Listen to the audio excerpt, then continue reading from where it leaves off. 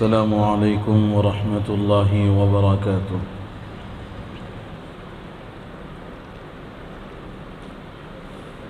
آج کی نشست میں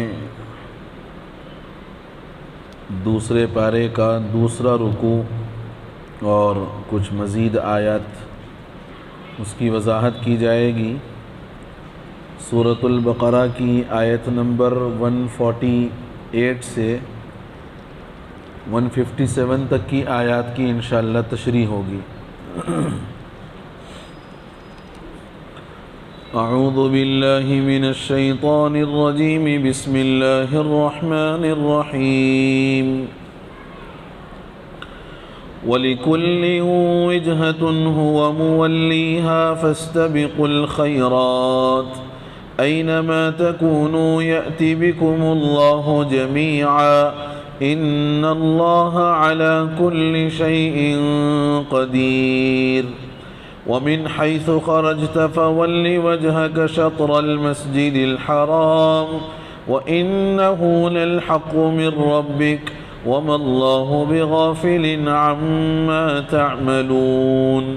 وَمِنْ حَيْثُ خَرَجْتَ فَوَلِّ وَجْهَكَ شَطْرَ الْمَسْجِدِ الْحَرَامِ وَحَيْثُ مَا كُنْتُمْ فَوَلُّوا وُجُوهَكُمْ شَطْرَهُ لِئَلَّا يَكُونَ لِلنَّاسِ عَلَيْكُمْ حُجَّةٌ إِلَّا الَّذِينَ ظَلَمُوا مِنْهُمْ فَلَا تَخْشَوْهُمْ وَاخْشَوْنِي وَلِأُتِمَّ نِعْمَتِي عَلَيْكُمْ وَلَعَلَّكُمْ تَهْتَدُونَ۔ كَمَا أَرْسَلْنَا فِيكُمْ رَسُولًا مِّنكُمْ يَتْلُو عَلَيْكُمْ آيَاتِنَا وَيُزَكِّيكُمْ وَيُعَلِّمُكُمُ الْكِتَابَ وَالْحِكْمَةَ وَيُعَلِّمُكُم مَّا لَمْ تَكُونُوا تَعْلَمُونَ۔ فاذكروني أذكركم واشكروا لي ولا تكفرون۔ يا أيها الذين آمنوا استعينوا بالصبر والصلاة إن الله مع الصابرين ولا تقولوا لمن يقتل في سبيل الله أموات بل أحياء ولكن لا تشعرون۔ وَلَنَبْلُوَنَّكُمْ بِشَيْءٍ مِّنَ الْخَوْفِ وَالْجُوعِ ونقص من الأموال والأنفس والثمرات وبشر الصابرين الذين إذا أصابتهم مصيبة قالوا إنا لله وإنا إليه راجعون۔ أولئك عليهم صلوات من ربهم ورحمة وأولئك هم المهتدون۔ صدق اللہ مولانا العظیم۔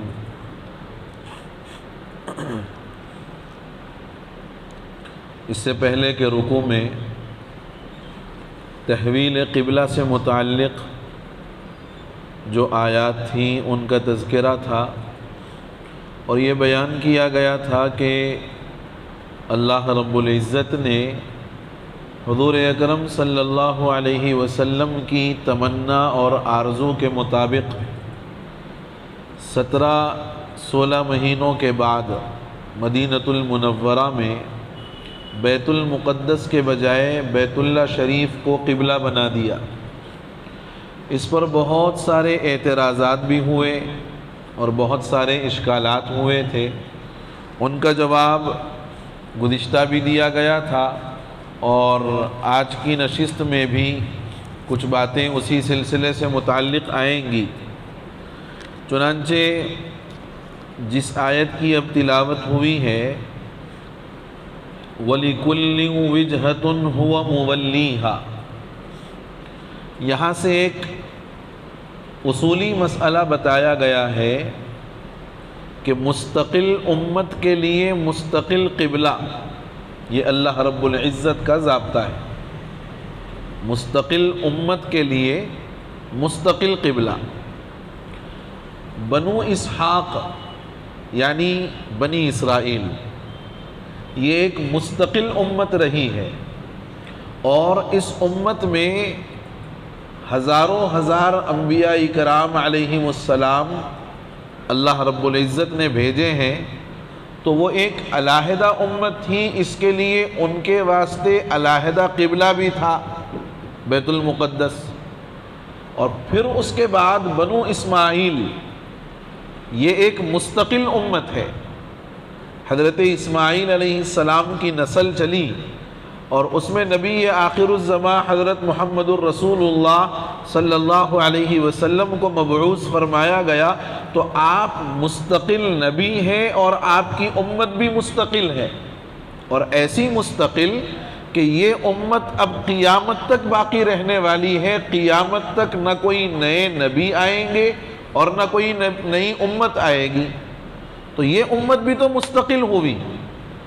جیسے اللہ کا وہ ضابطہ تھا کہ بنی اسرائیل مستقل امت ہے، ان کے لیے اللہ نے مستقل قبلہ بنایا بیت المقدس کو، تو بنو اسماعیل یعنی حضور صلی اللہ علیہ وسلم اور خود حضرت اسماعیل علیہ السلام یہ بھی ایک مستقل امت ہے، ان کے لیے بھی قبلہ الگ بنے گا، اور ان کا الگ قبلہ جو بنا وہ بیت اللہ شریف بنا، کعبۃ اللہ بنا۔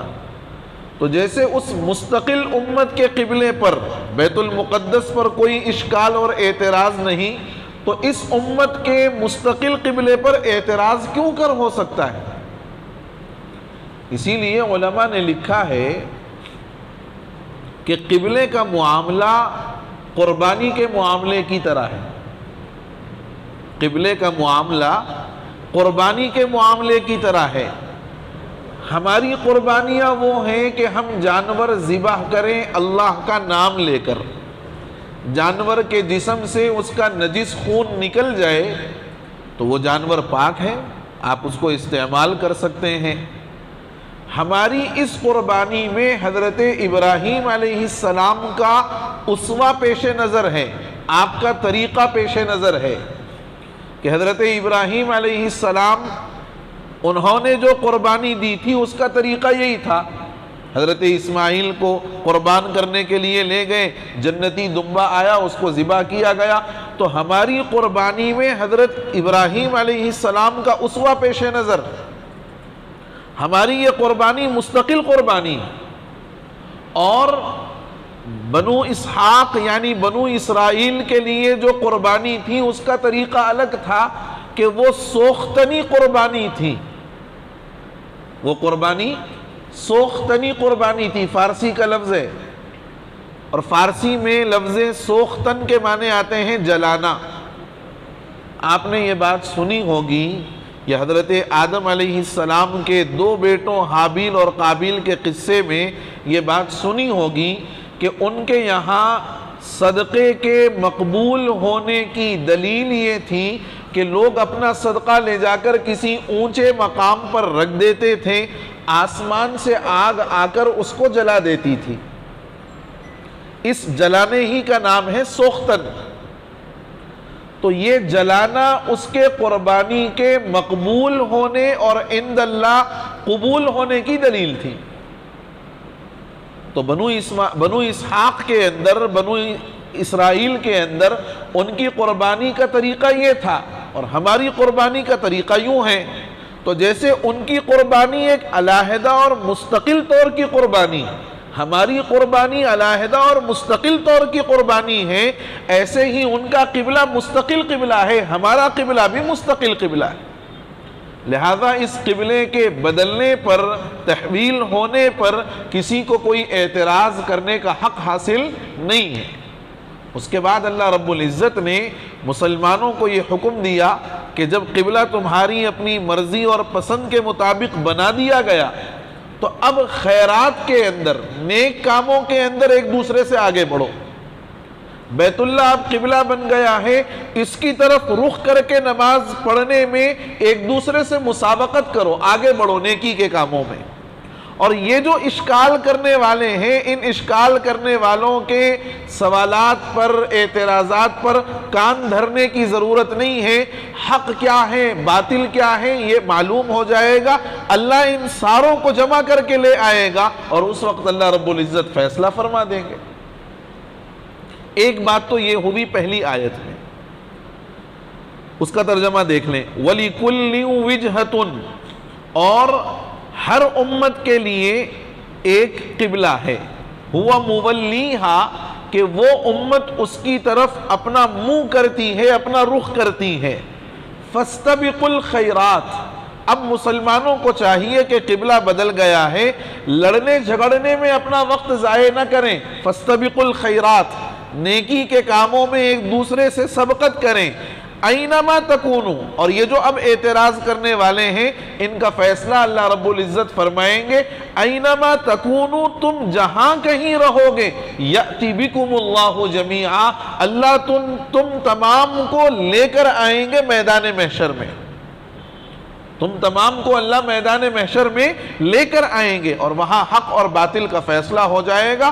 اور یہ چیز کہ ساروں کو ایک جگہ جمع کرنا اللہ کے لیے کوئی مشکل نہیں ہے۔ ان اللہ علی کل شیء قدیر، یقیناً اللہ ہر چیز پر قادر ہے۔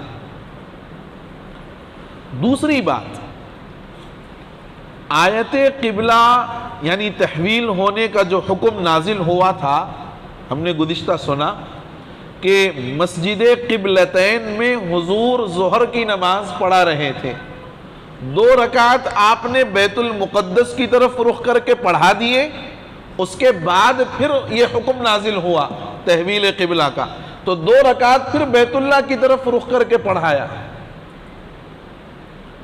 تو اب یہ حکم جو نازل ہوا تھا حضور کے حضر میں رہنے کی حالت میں، حضور مقیم ہیں، مدینے کے اندر ہیں، تو کسی کو یہ اشکال یا یہ سوال ہو سکتا ہے کہ قبلے کے بدلنے کا حکم صرف اقامت کی حالت میں ہو، مقیم ہونے کی حالت میں ہو، سفر میں جب جائیں گے تو شاید پھر وہی پرانا قبلہ رہے گا بیت المقدس۔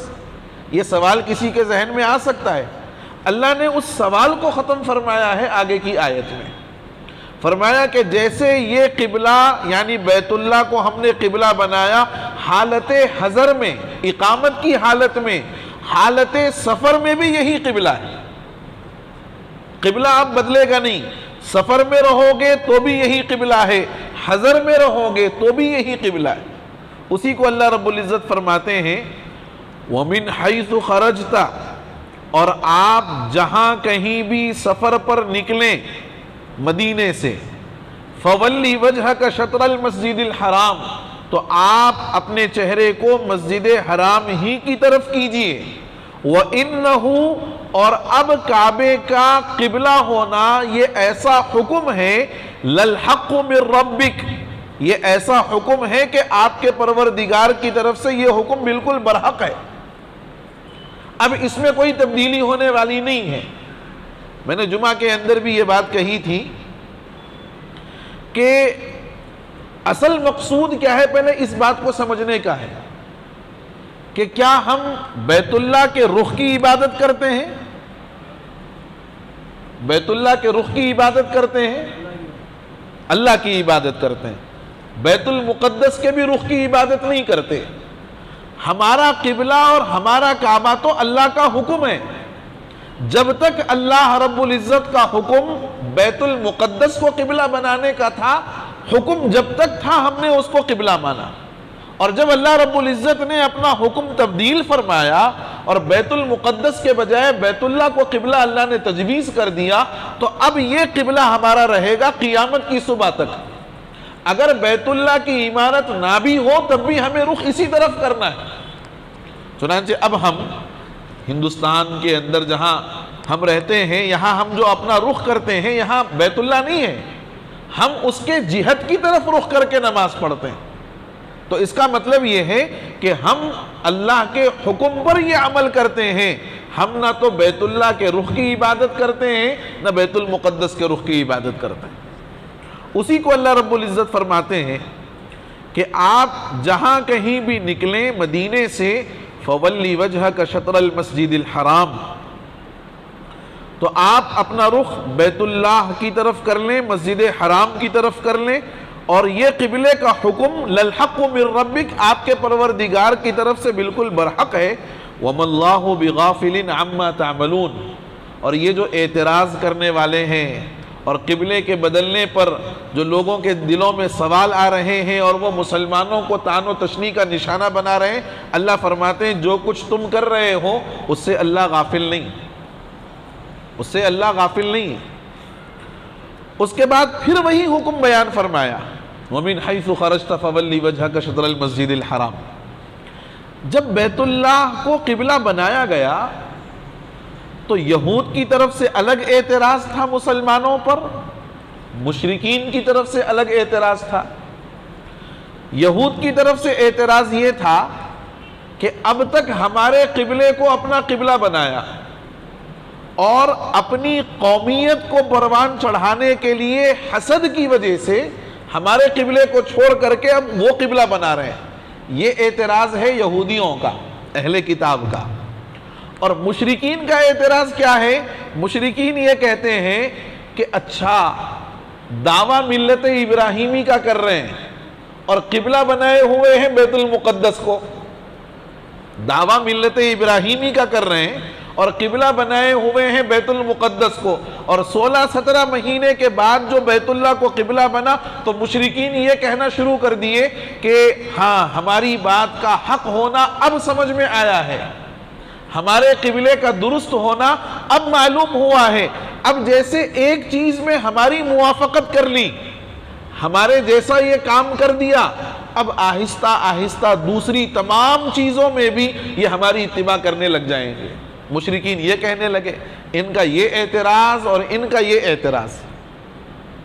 حالانکہ یہود کو بھی معلوم ہے، ان کی آسمانی کتابوں میں یہ بات لکھی ہوئی ہے کہ ابراہیم کا قبلہ اسماعیل کا قبلہ بیت اللہ ہے، اور انہی کی اولاد میں نبی آخر الزمان محمد عربی صلی اللہ علیہ وسلم آئیں گے، ان کا قبلہ بھی بیت اللہ ہوگا۔ ان کے پاس یہ بات لکھی ہوئی ہے، اور یہ بات اللہ نے اس لیے لکھوائی ان کی کتابوں میں تاکہ اتمام حجت کے طور پر یہ بات ان کو پہلے ہی سے معلوم ہو جائے اور اعتراض کرنے والے اعتراض نہ کریں، ان کا منہ بند ہو جائے۔ اور مشرکین بھی یہ جانتے ہیں کہ حضور ملت ابراہیمی کے پیروکار ہیں، تو لازم بات ہے کہ جو ابراہیم علیہ السلام کا قبلہ ہوگا وہی آپ کا بھی قبلہ ہوگا۔ حضور نے مصلحتاً کچھ دنوں تک بیت المقدس کو قبلہ بنایا اور وہ بھی اللہ کے حکم سے بنایا، لہذا تمہیں بھی اعتراض کا حق حاصل نہیں۔ لیکن اس کے باوجود جن کے دلوں میں نفاق ہوتا ہے اور جو ظالم ہوتے ہیں، وہ حکم خداوندی کے آنے کے باوجود بھی اپنی زبان کو بند نہیں کرتے بلکہ مستقل اعتراضات کرتے ہی رہتے ہیں۔ تو اللہ نے فرمایا اعتراض کرنے والوں کو اعتراض کرنے دو۔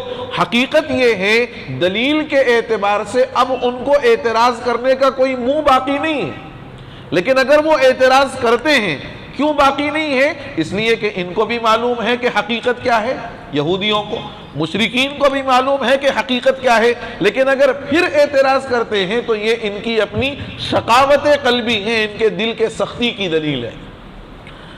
اللہ اسی کو فرماتے ہیں وَمِنْ حَيْثُ خَرَجْتَ، اور آپ جہاں کہیں بھی نکلیں مدینے سے، فَوَلِّ وَجْهَكَ شَطْرَ الْمَسْجِدِ الْحَرَامِ، تو آپ اپنے چہرے کو مسجد حرام کے رخ کی طرف کر لیجئے۔ وَحَيْثُ مَا كُنْتُمْ فَوَلُّوا وُجُوهَكُمْ شَطْرَهُ، یہ عام مسلمانوں کو حکم، پہلی آیت میں حضور کو حکم تھا، یہ عام مسلمانوں کو حکم ہے۔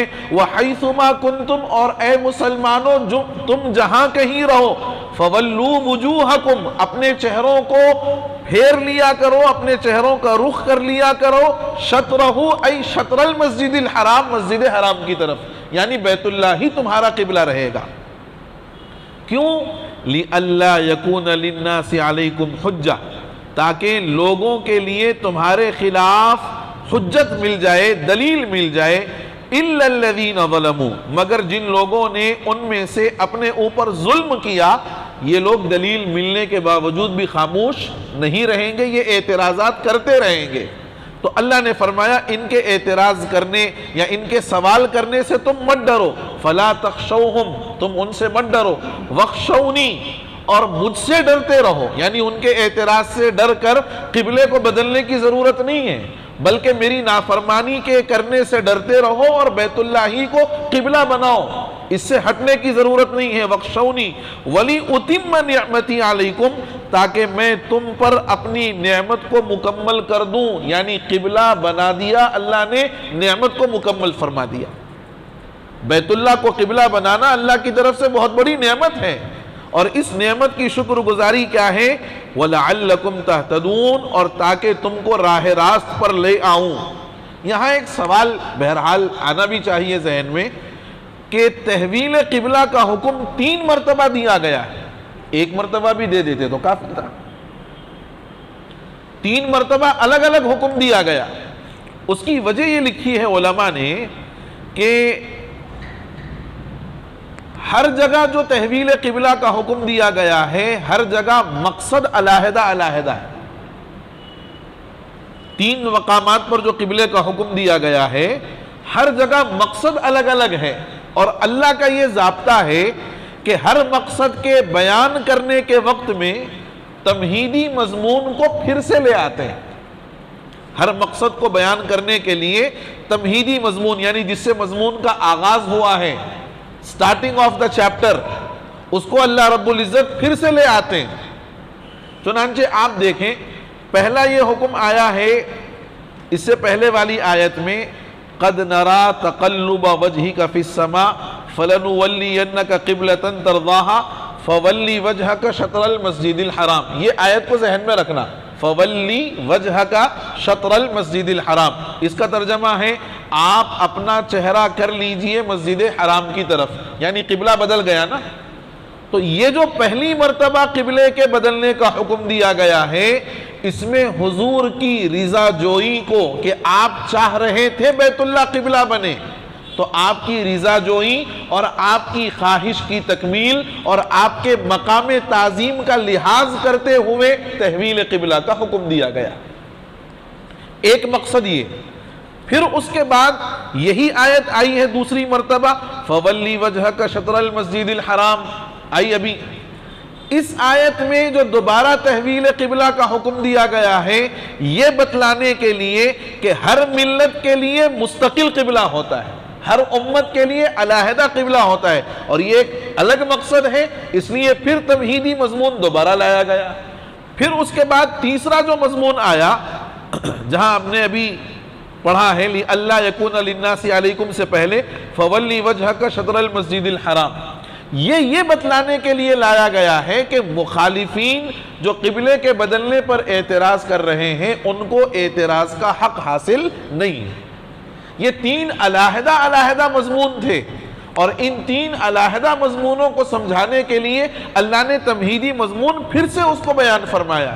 اور ایک بات اور بھی ذہن میں رکھی جا سکتی ہے کہ ایک جگہ اور یہ آیت آئی ہے، وہاں یہ مقصد بھی ہے کہ یہ حکم سفر کے اندر بھی ہے، یہ حکم حضر کے اندر بھی ہے۔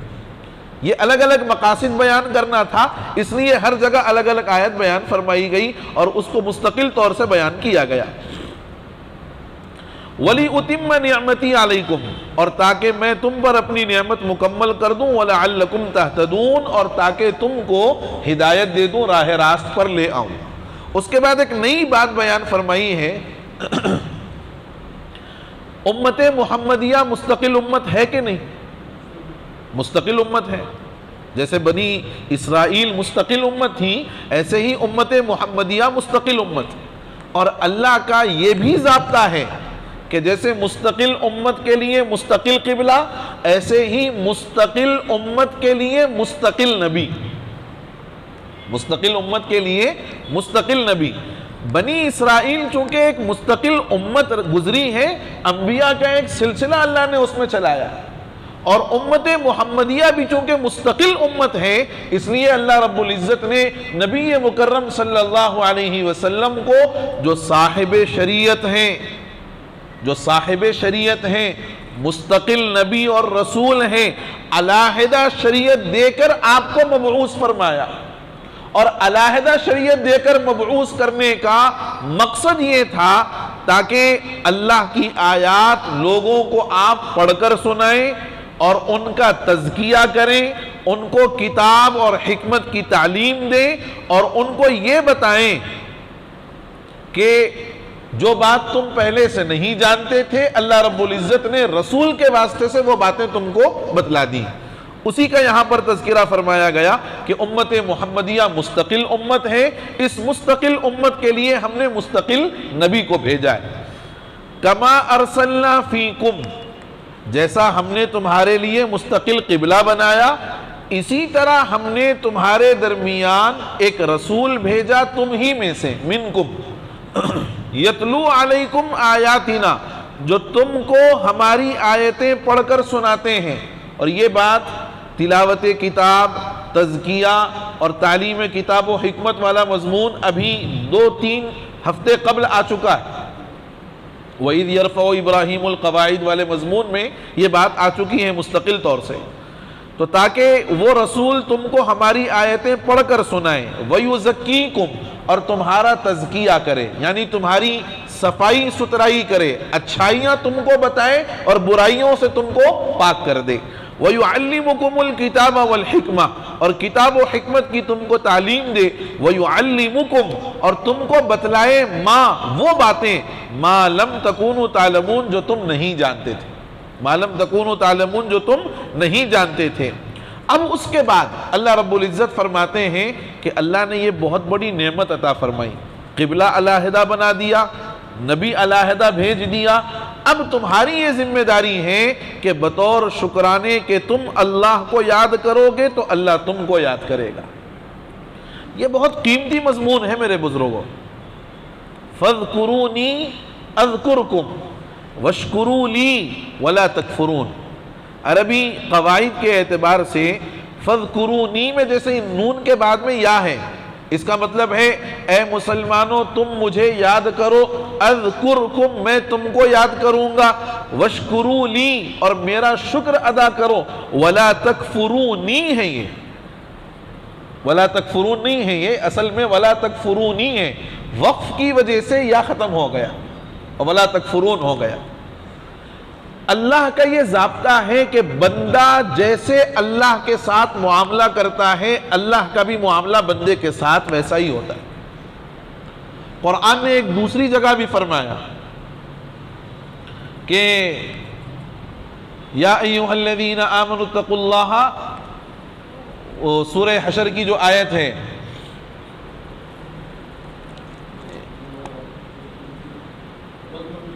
ہاں وَلْتَنظُرْ نَفْسٌ مَا قَدَّمَتْ لِغَدٍ وَاتَّقُوا اللَّهَ إِنَّ اللَّهَ خَبِيرٌ بِمَا تَعْمَلُونَ وَلَا تَكُونُوا كَالَّذِينَ نَسُوا اللَّهَ وَلَا تَكُونُوا كَالَّذِينَ نَسُوا اللَّهَ، ان لوگوں کی طرح نہ ہو جاؤ جنہوں نے اللہ کو بھلا دیا، وَلَا تَكُونُوا كَالَّذِينَ نَسُوا اللَّهَ فَأَنْسَاهُمْ، تو اللہ نے ان کو بھی بھلا دیا۔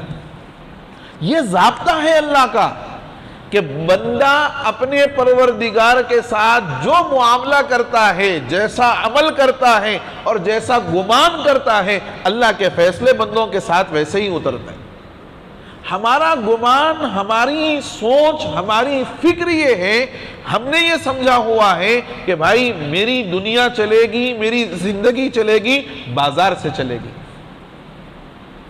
میں نے یہ سوچا ہوا ہے کہ میں اپنا گھر چلا پاؤں گا تو مجھے بازار میں 24 گھنٹے دینا ہے، اور بازار میں 24 گھنٹے دینے کے نتیجے میں ہم نے اللہ کو بھلایا۔ نتیجہ یہ ہے کہ اللہ نے ہمیں بھلا دیا، ہم پوری زندگی اپنی دنیاوی زندگی کو بنانے کی کشمکش میں گزار دیتے ہیں، اللہ کی طرف ہم آتے نہیں ہیں، اللہ کے خیر کے فیصلے ہماری طرف نہیں آتے۔ ایک عجیب ضابطہ اللہ نے بتایا ہے، فَاذْكُرُونِی، تم مجھے یاد کرو، اذکرکم، میں تمہیں یاد کروں گا۔ ہمارا مزاج یہ ہے کہ اگر کوئی علاقے کا کارپوریٹر کسی کا نام لے لے عام آدمی کا تو وہ پھولے نہیں سماتا، ارے بھائی کارپوریٹر صاحب یاد کرے ہمارے کو۔ اور یہاں فرماتے ہیں کہ تم اللہ کو یاد کرو، احکم الحاکمین تم کو یاد کرے گا۔ اس پر ہمارا یقین نہیں۔ اور نتیجہ یہ ہے کہ ہم نے اللہ کو بھلا کر جو زندگی گزارنا شروع کر دیا، اللہ کے فیصلوں میں بھی ہمارا بھی حصہ ختم ہوتا چلا گیا۔ اسی کو فرمایا اللہ رب العزت نے کہ فَاذْكُرُونِي أَذْكُرُكُمْ، تم مجھے یاد کرو میں تمہیں یاد کروں گا، وَاشْكُرُوا لِي وَلَا تَكْفُرُونَ، میرا شکر ادا کرو اور میری نافرمانی مت کرو، میری ناشکری مت کرو۔ شکر ادا کرتے رہو گے نعمتیں ملتی رہیں گی۔ اللہ کا ضابطہ ہے لَإِن شَكَرْتُمْ لَأَزِيدَنَّكُمْ، شکر کرو گے اضافہ کرتا رہوں گا، مزید دیتا رہوں گا۔ وَلَئِن كَفَرْتُمْ، اور اگر ناشکری کرو گے إِنَّ عَذَابِي لَشَدِيدٌ، میرا عذاب بڑا سخت ہے، پکڑ لوں گا۔ اور پھر اللہ ایسے پکڑتے ہیں کہ سالہ سال گزر جاتے ہیں، زندگیاں پھر بدلتی نہیں۔ یہ گنہگار آنکھوں نے ایسے لوگوں کو دیکھا ہے کہ جن کی زندگیاں بڑی ٹھاٹ باٹ کی گزری ہیں، عیش و آرام کی زندگیاں گزری ہیں، لیکن جب اللہ نے ناشکری کے نتیجے میں پکڑ فرمائی، نسلیں گزر گئی مگر زندگیوں میں پھر وہ انقلاب نہیں آ پایا۔ یہ صحت نعمت ہے اللہ کی، اور اس صحت کا شکرانہ یہ ہے کہ ہم آئیں اور اللہ کی بارگاہ میں اپنے سجدے اللہ کے سامنے کریں۔ میں بڑے دکھ کے ساتھ یہ بات کہہ رہا ہوں، آج ہمیں طاقت ہے، ہم زمین پر سجدہ کر سکتے ہیں۔ ان احباب سے اور ان بزرگوں سے میں بڑی معذرت کے ساتھ یہ بات عرض کر رہا ہوں، اور ان کی خدمت میں بڑے پہلے معذرت پیش کر رہا ہوں کہ جو اپنی عاجزی اور کمزوری کی وجہ سے زمین پر سجدہ نہیں کر پاتے، ان کے دل سے پوچھو کہ وہ سجدے کی لذت سے محروم ہیں، یعنی وہ مجبور ہیں اپنے عاجزی کی وجہ سے، اپنی کمزوری کی وجہ سے۔ ان سے پوچھو کہ ان کو زمین کے سجدے میں جو مزہ آتا تھا، کیا وہ سجدہ کرسی پر بیٹھ کر کرنے میں آ رہا ہے؟ نعمت ہے اللہ کی صحت، ہم نے اس کو اتنا برباد کر دیا اور برباد کرنے کے در پر ہیں۔ پوری رات نوجوان بچے جاگ رہے ہیں اور صبح عین فجر سے قبل بستر پر ٹانگ پسار کے سو جاتے ہیں، اور جب اس وقت سویا تو ظہر میں اٹھا، ظہر کی نماز بھی گئی، فجر بھی گئی۔ اب اپنی دنیا بنانے کی چکر میں یہ باہر نکلا تو اس باہر نکلنے کے نتیجے میں نہ عصر کی توفیق، نہ مغرب کی توفیق، نہ عشاء کی توفیق۔ گھر آیا تو تھکا ہمارا، پھر تھوڑی دیر بیٹھا اور پھر اس کے بعد ویسا ہی دن اس کا گزر گیا۔ مال اللہ نے دیا ہے، مال اللہ کی رضامندی والے اعمال میں لگاؤ، اللہ کو خوش کرنے والے اعمال میں لگاؤ۔ آج مال دیا ہے، لوگوں کو یہ بات سمجھ میں نہیں آ رہی کہ بھئی اتنا پیسہ ہے کیا کرنا، لہذا شادیاں کرو تو اس میں ساری ناجائز چیزوں کو لے آؤ، گھر بناؤ تو ایسا بناؤ، صاحب یہ صحیح نہیں بنا، توڑو اس کو، پھر سے توڑو، پھر سے بناؤ۔ کئی لوگ ایسے ہیں جن کا مال صرف تعمیرات پر لگ رہا ہے۔ تعمیر بقدر ضرورت ٹھیک، شریعت اجازت دیتی ہے، لیکن تعمیرات کے نام پر لاکھوں لاکھ روپیے لگا دینا، حضور نے فرمایا بدترین مال ہے وہ جو تعمیرات پر لگتا ہے، بدترین مال۔ یہ نعمتیں ہیں، اور ان نعمتوں کا شکریہ، صحت نعمت ہے، اس کا شکریہ یہ ہے کہ اللہ کی عبادت میں اپنی صحت کو لگاؤ۔ مال اللہ کی نعمت ہے، مال اللہ کی رضامندی والے اعمال میں لگاؤ۔ علم اللہ کی نعمت ہے، اس سے خلق خدا کو فائدہ پہنچاؤ۔ اور ان نعمتوں کے بارے میں سوال بھی ہوگا۔ حضور صلی اللہ علیہ وسلم کے دور میں ایک وقت اگر کھانا مل جاتا تو دو تین وقت فاقے گزرتے، اور 3 دن کے فاقوں کے بعد حضرت ابو بکر، حضرت عمر دونوں کہیں راستے میں ملے، کہا کہ بھوک نے گھر میں رہنے نہیں دیا، باہر نکل گئے، دونوں مل کر کے حضور کے پاس آئے، کہا یا رسول اللہ بھوک نے بڑا تڑپا دیا ہے لہذا آپ کے پاس آ گئے۔ حضور نے فرمایا چلو ابو ایوب انصاری کے باغ میں چلتے ہیں۔ ابو ایوب انصاری کے باغ میں چلے اور وہاں دیکھا تو وہ مارے خوشی کے پھولے نہیں سمائے، وہ فوراً گئے اور ایک خوشہ کھجور کا توڑ کر کے لے آئے، حضور کی خدمت میں رکھا، اپنی گھر والی سے کہا کہ بکری کے بچے کو ذبح کر دینا اور گوشت اس کا بھون دینا، تھوڑا سالن بنانا اور تھوڑی روٹی بنانا۔ ان کی اہلیہ نے وہ ساری چیزیں جب تیار کر دی وہ خدمت اقدس میں لا کر کے پیش کر دیا. حضور اور حضرت ابو بکر و عمر اس کو تناول فرما رہے ہیں. وہی نازل ہوتی ہے وَلَتُسْأَلُنَّ يَوْمَئِذٍ عَنِ النَّعِيمِ. یہ جو نعمت ہے اس نعمت کا بھی اللہ کے پاس جواب دینا ہے، سوال ہوگا. آج ہماری حالت ویسی نہیں ہے. تینوں وقت با فراغت ہم کھا رہے ہیں، کپڑے بڑے آسودگی کے ساتھ ہیں، سواریاں بڑی اچھی اچھی ہیں، مکان بڑے قیمتی قیمتی ہیں، موبائل ہزاروں ہزار کے ہمارے پاس ہیں، صحت اچھی ہے، مال اچھا ہے، صلاحیتیں اچھی ہیں. اب ذرا غور کرو کہ وہاں اس 3 دن کے فاقے کے بعد جو نعمت ملی، اس نعمت کے بارے میں فرمایا کہ اس نعمت کا بھی تم کو حساب دینا ہے. تو کیا ہمیں ان نعمتوں کا حساب دینا نہیں ہے؟ کیا ان نعمتوں کے بارے میں اللہ نہیں پوچھے گا؟ نوجوانوں، اللہ ضرور پوچھے گا تمہاری صحت کے بارے میں. مالداروں، تمہاری صحت کے بارے میں اللہ تمہارے مال کے بارے میں ضرور پوچھے گا. اور قوم کے باصلاحیتوں سے ان کی صلاحیتوں کے بارے میں پوچھے گا کہ اللہ نے تمہیں صلاحیت دی تھی، ٹیکنیکل اعتبار سے تم بڑے قابل تھے، تم اپنی صلاحیت کو دین کے فروغ میں لگا سکتے تھے، کہاں لگایا؟ کیا جواب ہے؟ اس لیے میرے بزرگوں، جو نعمت ملے ہر حال میں اللہ کی ان نعمتوں کا شکر ادا کرنے کی ضرورت ہے.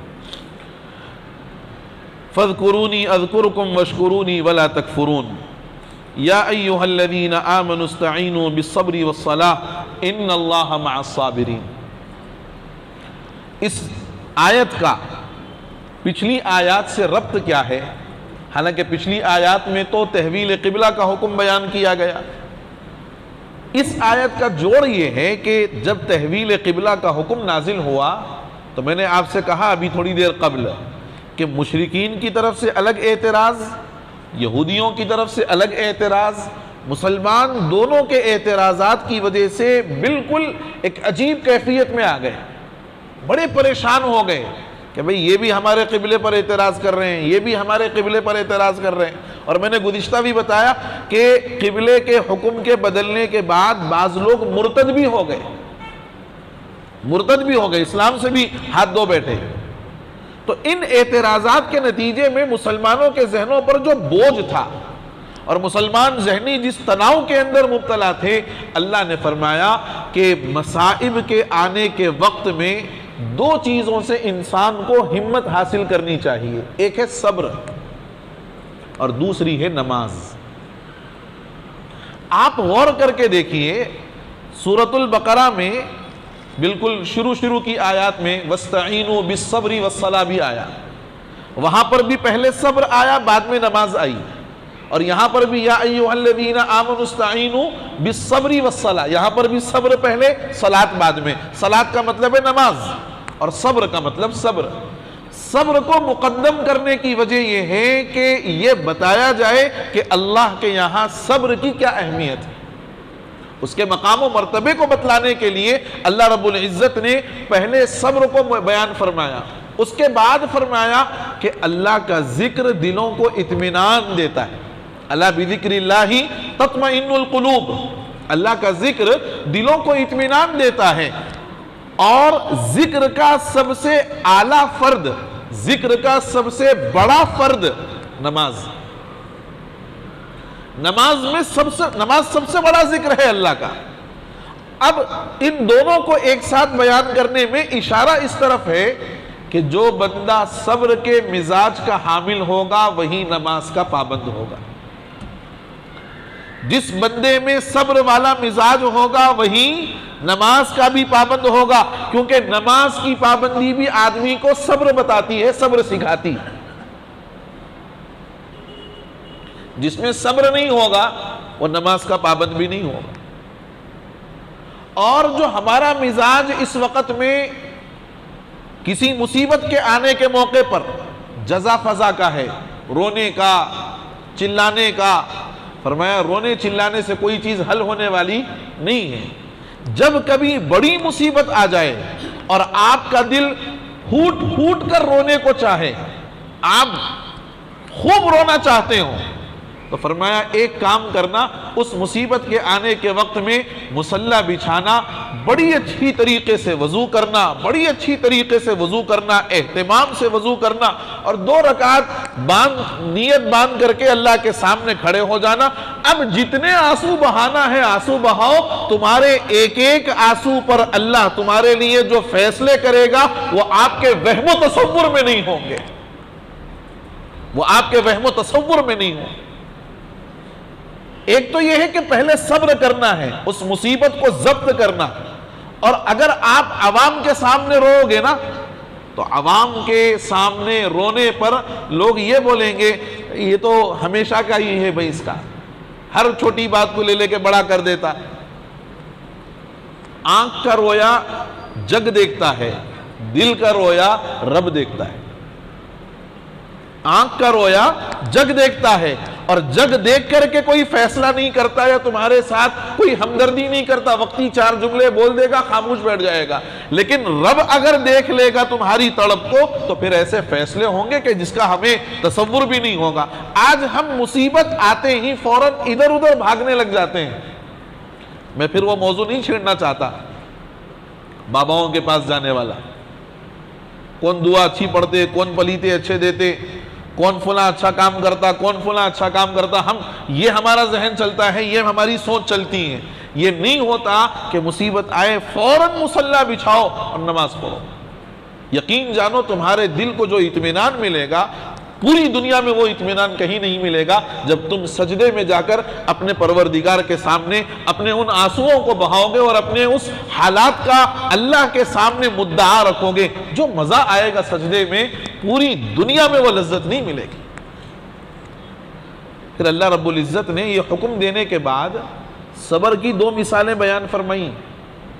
ایک ہے اعلیٰ درجے کا صبر، وہ ہے انسان کا اپنی جان اللہ کے حوالے کر دینا، یعنی شہید۔ اور دوسرا ہے چھوٹی چھوٹی مصیبتوں پر صبر کرنا، چھوٹی چھوٹی مصیبتوں پر صبر کرنا۔ یہ 2 مثالیں اللہ نے دی ہیں۔ چنانچہ شہید وہ ہے جو میدان جہاد میں اپنی جان کی پرواہ کیے بغیر ڈٹا ہوا ہے، آخری مرحلے تک وہ میدان جنگ کے اندر کھڑا ہوا ہے، اس کو اس بات کی پرواہ نہیں ہے کہ میری جان رہے گی یا نہیں رہے گی۔ وہ جو پورے صبر کے ساتھ میں کھڑا ہوا ہے، یقیناً یہ صبر کا اعلیٰ درجہ ہے کہ اپنے جان کی بھی پرواہ نہیں کر رہا اور اپنے جسم کا آخری قطرے خون اللہ کی بارگاہ میں پیش کر رہا ہے۔ یہ ہے صبر کا اعلیٰ درجہ۔ اللہ نے ان کو فرمایا کہ یہ جو اللہ کے راستے میں شہید ہو جاتے ہیں ان کو مردہ نہیں کہنا ہے، یہ مر گئے ہیں یہ نہیں کہنا ہے، بل احیاء، وہ زندہ ہیں، وَلَكِنْ لَا تَشْعُرُونَ، لیکن تم ان کے زندہ ہونے کو نہیں سمجھتے۔ حدیث میں فرمایا گیا کہ جو بندہ شہید ہوتا ہے، اصل میں یہ آیت جو نازل ہوئی ہے غزوہ بدر میں 14 صحابہ شہید ہوئے۔ غزوہ بدر پہلی جنگ ہے اسلام کی، 14 صحابہ شہید ہوئے، 6 مہاجرین میں سے، 8 انصار میں سے، 6 اور 8 14 ہو گئے۔ ان کے شہید ہونے پر منافقین نے ایک شوشہ چھوڑا۔ دیکھو منافقین نا ہر دور کے اندر مسلمانوں کو پریشان کرتے رہے ہیں، ہر دور میں، اس دور میں بھی کر رہے ہیں، ہر دور میں کیا ہے، اس دور میں بھی کر رہے ہیں۔ مسلمانوں کا ایمان کا امتحان یہ ہے کہ ان چھوڑے ہوئے شوشوں سے اپنے ایمان کو متزلزل نہ کریں بلکہ اپنا ایمان مزید پختہ کریں۔ تو انہوں نے اس وقت میں شوشہ چھوڑا کہ یہ خامخواہ 14 لوگوں نے حضور کی باتوں میں، یہودیوں نے تو کہا محمد کی باتوں میں آ کر زندگی کا لطف، زندگی کا سکون ختم کر دیا اور جا کر کے اپنی جان گنوا دی۔ اگر یہ نہ جاتے اور ان کا ساتھ نہ دیتے تو آج زندگی کا عیش و آرام ان کے پاس رہتا، یہ اچھا جیتے۔ تو اس وقت اللہ رب العزت نے یہ آیت نازل فرمائی کہ جو اللہ کے راستے میں انتقال کر جائیں، شہید ہو جائیں، ان کو مردہ مت کہو، وہ تو زندہ ہیں۔ اور کیسے زندہ ہیں؟ حدیث میں فرمایا گیا، ترمذی کی روایت ہے کہ جنت کے اندر سبز رنگ کے پرندے ہیں، ہرے رنگ کے پرندے ہیں، اللہ نے شہداء کی روحوں کو ان جنتی پرندوں کے پپوٹا ہوتا ہے یہ جو پیٹ والا حصہ، جب وہ پرندہ بیٹھتا ہے اپنے پیروں پر، یہ جو حصہ اس کا سامنے آتا ہے یہ ہوتا ہے پپوٹا. ان پپوٹوں میں اللہ رب العزت نے ان شہداء کی روحوں کو ڈال دیا ہے. اب وہ پرندہ جنت میں جہاں چاہے گھومے، جہاں سے جو چاہے کھائے. یہ شہید کی فضیلت ہے کہ عام لوگ تو جنت میں بعد میں جائیں گے، لیکن شہید کی روح جنت میں پہلے پہنچ جاتی ہے. شہید کی روح جنت میں پہلے پہنچ جاتی ہے. یہ الگ بات ہے کہ عام انسانوں کی طرح شہداء بھی قیامت میں فیصلے کے بعد ہی جنت میں جائیں گے، لیکن ان کی روحیں اللہ رب العزت نے اس طریقے سے ان پرندوں کے پپوٹوں میں ڈال دی، تو اس سے کہا کہ یہ زندہ ہیں، جنت کے اندر ہیں، رزق بھی دیا جا رہا ہے. جو پرندے کھائیں گے تو اس کا مطلب یہ ہے کہ رزق ان کو بھی مل رہا ہے. تو اس پر یہ آیت نازل ہوئی. ایک تو یہ ہے صبر کی اعلیٰ مثال. دوسری مثال ہے عام مصیبتوں پر صبر کرنا، چھوٹی چھوٹی مصیبتوں پر صبر کرنا. میرے بزرگوں یہ آیت تھوڑی توجہ سے سننا، ہمارے لیے بہت بڑی ہمت کی بات ہے. اس میں بہت بڑی ہمت ہے. دیکھو ایک چیز ہے، آپ میں دنیا کا ہر مسلمان اس بات کو عقیدے کے طور پر تسلیم کرتا ہے کہ یہ پوری کائنات کا مالک اللہ رب العزت، اور مالک کو اپنی ملکیت میں جو چاہے تصرف کرنے کا حق ہے. مالک کو اپنی ملکیت میں جو چاہے تصرف کرنے کا حق ہے. ہم بھی اللہ کی ملکیت. اگر ہمارے اوپر مصیبت آتی ہے تو یہ مصیبت بھی اس مالک کے فیصلے ہی کی وجہ سے آتی. مال ضائع ہو گیا، کاروبار میں نقصان ہو گیا، اولاد مر گئی، یا کھیت کھلیان والا ہے، اس کی جو کھیتی باڑی ہے اس میں فصل کا نقصان ہو گیا، پھلوں کا نقصان ہو گیا، یہ ساری چیزیں. اب یہ نقصان پر اگر غور کرو تو یہ بات سمجھ میں آئے گی کہ یہ ساری چیزوں کا مالک اللہ ہے. اس نے اپنی مرضی سے جو چاہا تصرف کر دیا، اور نقصان کے بعد یہ چیزیں جہاں پہنچی ہیں بالآخر ہم ساروں کو بھی وہیں پہنچنا ہے. بالآخر ہم سبوں کو بھی وہیں پہنچنا ہے. اس کی دو مثالیں دوں میں آپ کو، بات شاید جلدی سمجھ میں آئے. اگر کسی کی اولاد کا انتقال ہو جائے یقیناً رونا آئے گا. حضور کی آنکھ مبارک سے بھی حضرت ابراہیم رضی اللہ عنہ کے انتقال پر آنسو جاری ہوئے ہیں. اب اس اولاد کے انتقال کے بعد ہم نے اس کی تدفین کر دی، حوالے کر دیا مٹی کے. چند دنوں کے بعد جہاں ہماری وہ اولاد پہنچی ہے ہمیں بھی وہیں جانا ہے. تو ہم نے اس کو تھوڑا پہلے بھیج دیا اور بعد میں ہم بھی وہیں جانے والے ہیں، پھر رونے پلانے کی کیا بات ہے. ایک دوسری مثال، آپ کو دہلی کا سفر کرنا ہے، آپ نے اپنے بیٹے کو پہلے بھیج دیا کہ آپ جاؤ حالات کا جائزہ لے لو، اور تمہارے حالات کا جائزہ لینے کے بعد ہم بھی پہنچ جائیں گے. 8-10 دن کے بعد ہم بھی دہلی پہنچ گئے. تو کیا اب اس اولاد کو دہلی بھیجتے وقت میں والدین روئیں گے، رونا پلانا کریں گے؟ نہیں. دنیا کی ساری چیزوں کا حال یہی ہے کہ اگر ہمارا مال ضائع ہوتا ہے، ہمارا کاروبار خراب ہوتا ہے، ہمارے کھیت کھلیان میں نقصان ہوتا ہے، تو یہ یقین ایک انسان کو ہونا چاہیے کہ اللہ اس نقصان کے بدلے میں بہترین بدلہ عطا فرمائیں گے، بہترین بدلہ عطا فرمائیں گے. اور جو اس یقین کے ساتھ اپنے آپ کو تسلی دیتا ہے اور اللہ کے فیصلے پر راضی ہوتا ہے، یقیناً اللہ بہترین اجر اور بہترین بدلہ دنیا میں بھی عطا فرماتے ہیں، آخرت میں بھی عطا فرماتے ہیں. ایک چیز. اس کے بعد یہ فرمایا کہ 3 چیزیں ہیں صبر کرنے والوں کے لیے جو چھوٹی چھوٹی مصیبتوں پر صبر کر رہے ہیں. ایک ہے صلاۃ، ایک ہے رحمت، اور ایک ہے ہدایت. انسان کی پوری زندگی کی تمنا یہ ہوتی ہے کہ اللہ کی طرف سے مجھ پر صلاۃ بھی آئے، یعنی اللہ کی رحمتیں، اور اللہ کی طرف سے خاص رحمت مجھ پر نازل ہو اور اللہ کی طرف سے مجھے ہدایت مل جائے۔ پورے زندگی بھر کی کمائی اور ہماری خواہش یہ ہے کہ یہ تین چیزیں مل جائیں۔ اللہ فرماتے ہیں بڑا آسان سا فارمولہ ہے، مصائب اگر آ جائیں اللہ کا فیصلہ سمجھیں اور اس پر راضی رہیں، اور جو غلطی ہو گئی ہے دوبارہ اس غلطی کو نہ دہرائیں۔ حدیث میں فرمایا گیا کہ مومن کی مثال تر و تازہ کھیتی کی طرح ہے۔ مومن کی مثال تر و تازہ کھیتی کی طرح ہے۔ بعض مرتبہ ہوائیں چلتی ہیں تو اس کھیتی کو تھوڑا موڑ دیتی ہیں۔ یہاں سے اگر ہوا چلے گی تو وہ جو جھاڑ اور درخت لگے ہوئے رہیں گے وہ مڑ جائیں گے، پھر یہاں سے ہوا چلے گی سیدھا کر دے گی۔ تو کبھی مصیبت آتی ہے اللہ کی طرف جھکانے کے لیے، جب بندہ اللہ کی طرف جھک جاتا ہے اللہ پھر نعمت دیتا ہے، پھر صحیح ہو جاتا ہے۔ دوسری مثال دی گئی ہے کہ مومن کو ملنے والی مصیبتیں اس کے لیے اضافہ درجات کا سبب بنتی ہیں، اس کے گناہوں کو مٹانے کا ذریعہ بنتی ہیں۔ حدیث میں مثال دے کر کے فرمایا جیسے پت جھڑ کے موسم میں بعض درخت ایسے ہوتے ہیں جن میں ایک پتا بھی نہیں ہوتا، انسان پر اگر مصیبت آ رہی ہے، حالات آ رہے ہیں، یہ اس کے گناہوں کو دور کرنے کا ذریعہ ہے۔ حدیث میں فرمایا گیا کانٹا بھی چبھتا ہے اگر کسی مومن کو تو اس کے بدلے میں بھی اللہ اس کے گناہوں کو معاف فرماتے ہیں۔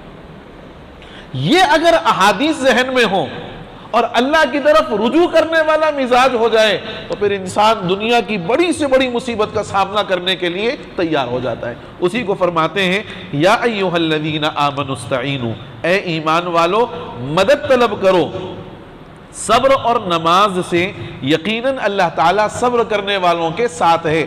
اللہ کے ساتھ ہونے کا مطلب اللہ زمان اور مکان سے بے نیاز ہے، تو پھر یہاں اللہ کے ساتھ ہونے کا مطلب ہے اللہ کی نصرت اور اللہ کی مدد۔ اللہ کی نصرت اور مدد صبر کرنے والوں کے ساتھ ہے۔ وَلَا تَقُولُوا لِمَنْ يُقْتَلُوا، اور مت کہو ان لوگوں کو جو قتل کر دیے گئے، جو انتقال کر گئے اللہ کے راستے میں، کیا مت کہو مردہ، اموات، بل احیاء، بلکہ وہ تو زندہ ہیں، وَلَكِنْ لَا تَشْعُرُونَ، لیکن تم ان کے حیات کا ادراک نہیں کر سکتے، تم ان کے زندہ ہونے کو محسوس نہیں کر سکتے۔ اب اس کے بعد فرمایا یہ تو ہو گئی بڑے صبر کی مثال، اعلیٰ درجے کی مثال، چھوٹی چھوٹی مصیبتوں پر صبر کرنے والے۔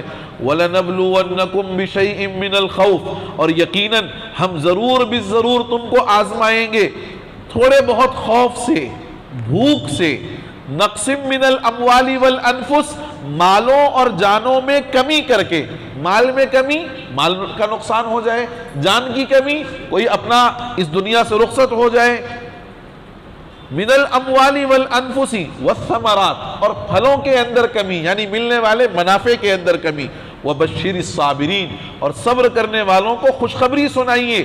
کون ہیں وہ صبر کرنے والے؟ الذین اذا اصابتہم مصیبہ، جب ان کو کوئی مصیبت پہنچتی ہے کہتے ہیں یہ قالوا انا للہ، یقیناً ہم سب کے سب اللہ ہی کے ہیں، وانا الیہ راجعون، اور ہم سب کو اللہ ہی کی طرف لوٹ کر جانا ہے۔ یہ جو کلمہ ہے یہ صرف انتقال کے وقت ہی نہیں پڑھنا ہے۔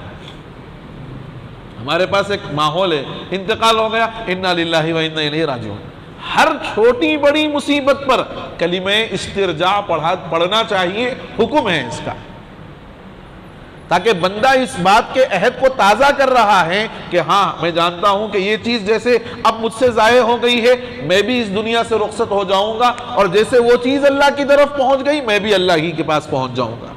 اب ان صبر کرنے والوں کے لیے فرمایا اولئک علیہم صلوات من ربہم ورحمہ، یہ وہ لوگ ہیں کہ جن پر ان کے پروردگار کی طرف سے خصوصی رحمتیں ہیں، خصوصی رحمتیں ہیں، ورحمت، اور خاص عنایات ہیں، واولئک هم المہتدون، اور یہی لوگ ہیں جو ہدایت پر ہیں۔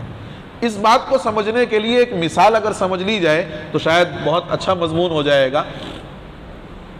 اونٹ پر جب ہم بیٹھتے ہیں، خیر اب تو ہم بیٹھتے کا، ہم اگر بیٹھتے بھی تو ٹرال مارنے کے واسطے بیٹھتے، جیسے بچوں کو ہم لوگ ٹرال مار کے لاتے ہیں نا گاڑی پہ، آج کل ہم لوگ بھی اونٹ پر جو بیٹھ رہے ہیں وہ ٹرال مارنے کے واسطے بیٹھ رہے ہیں۔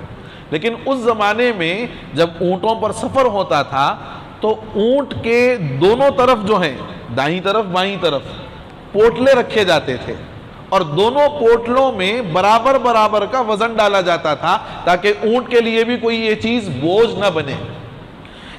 ایک طرف کا جو بوجھ ہے اس کو بولتے ہیں عدل، اور دوسری طرف کا جو بوجھ ہے اس کو کہتے ہیں عدل۔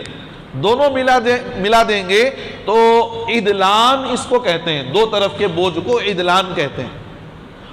اب یہ دو طرف تو برابر سرابر ڈال دیا، چھوٹی ایک پوٹلی بچ گئی، اب یہاں بھی نہیں ڈال سکتے یہاں بھی نہیں ڈال سکتے، یہاں ڈالے تو یہاں زیادہ یہاں کم، اور یہاں ڈالے تو یہاں زیادہ یہاں کم، تو اس پوٹنی کو باندھ کر کے دونوں کے بیچ میں رکھ دیا جاتا ہے، اس کو عربی میں بولتے ہیں علاوہ، عین لام واو ہا، اور اسی علاوے کو ہم اردو میں کہتے ہیں علاوہ۔ آپ تو آنا ہی ہے، آپ کے علاوہ، تو مطلب یہ کہ آپ تو ہیں ہی، آپ کے علاوہ انہوں بھی آنا ہے، تو دو عدلان ہیں، اور دو عدلان کے علاوہ وہ ایک تیسری جو چھوٹی پوٹلی ہے وہ ہے علاوہ۔ اب اس آیت میں غور کرو تو اولئک علیہم صلوات، اللہ کی طرف سے ایک تو بے پناہ رحمتیں ہیں، یہ ایک عدل ہے، ورحمت، اور دوبارہ فرمایا گیا یہ دوسرا عدل ہے۔ اب دو عدل تو ہو گئے برابر سرابر، تو پھر اس کے بعد وَأُولَئِكَ هُمُ الْمُهْتَدُونَ، یہ جو ہدایت ہے یہ ہدایت اللہ کی طرف سے وہ علاوہ ہے جو ان دو نعمتوں کے علاوہ مل رہا ہے۔ تو معلوم یہ ہوا کہ صبر کرنے پر تین چیزیں ہیں، اللہ کی خاص رحمتیں، اللہ کی بے پناہ رحمتیں، اور اللہ کی طرف سے ہدایت۔ اب بتاؤ کہ حالات کے آنے پر صبر کرنا ہے یا جزا فضا کرنا ہے؟ رونا پلانا، یہ ہو گیا وہ ہو گیا، یہ ہمارا شیوا نہیں ہے۔ ہمارا شیوا تو یہ ہے کہ اگر کوئی حالات آ بھی جائیں، انا للہ و انا الیہ راجعون، اور اللہ سے اس سے اچھا نعم المدل ملنے کی اللہ سے دعا کرنا۔ مصیبت آئے تو بابائوں کے پاس نہیں بھاگنا، احکم الحاکمین کی بارگاہ میں آنا۔ یہ چند گزارشات تھیں ان آیات کے تحت میں۔ اللہ تعالیٰ مجھے اور آپ کو اور ساری امت مسلمہ کو کہنے اور سننے سے زیادہ توفیق عمل نصیب فرما دے، آمین۔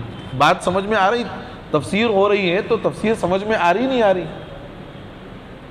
نہیں ایسا ہوتا بعض مرتبہ مول صاحب کیا بول رہے ہیں کہ پورا باؤنس جا رہا، بھائی ہمارے کو تو سمجھ میں نہیں آ رہا، تو ایسا تو نہیں ہو رہا نا، سمجھ میں بات آ رہی ہے، اللہ کا شکر۔